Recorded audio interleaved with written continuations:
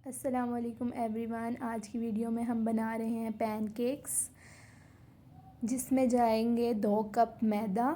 1 cup मैदा हमने शामिल कर दिया है, दूसरा कप भी मैदा इसमें हम डाल रहे हैं।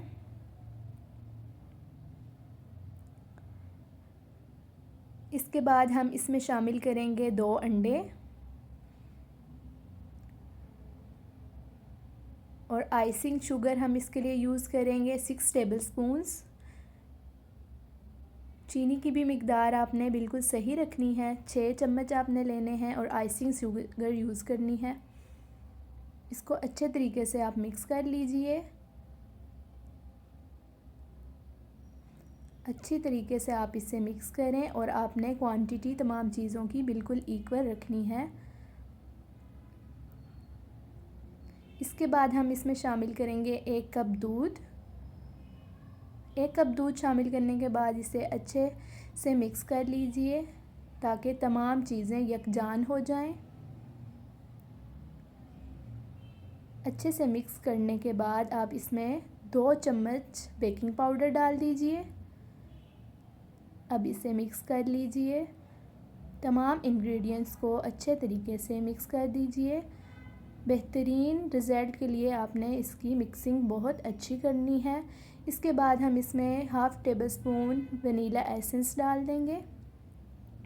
अगेन हमने इसकी मिक्सिंग अच्छे तरीके से कर लेनी है और मिक्सिंग के बाद इसकी कंसिस्टेंसी कुछ इस तरीके से होनी चाहिए ताकि हमारे पैनकेक बिल्कुल ज़बरदस्त बने। इसके बाद हमने फ्लेम ऑन कर लेना है और एक मोल्ड की मदद से, कप की मदद से हमने पैनकेक को शेप दे देनी है।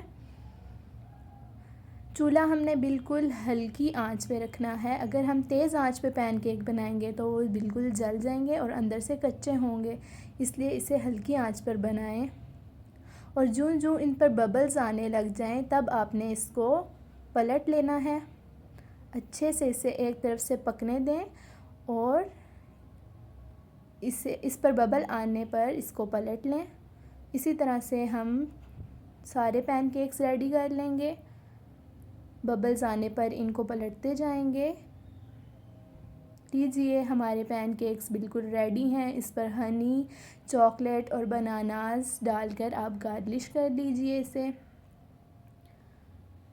बहुत मज़ेदार पैनकेक्स रेडी होते हैं। आप इसे ज़रूर ट्राई कीजिएगा।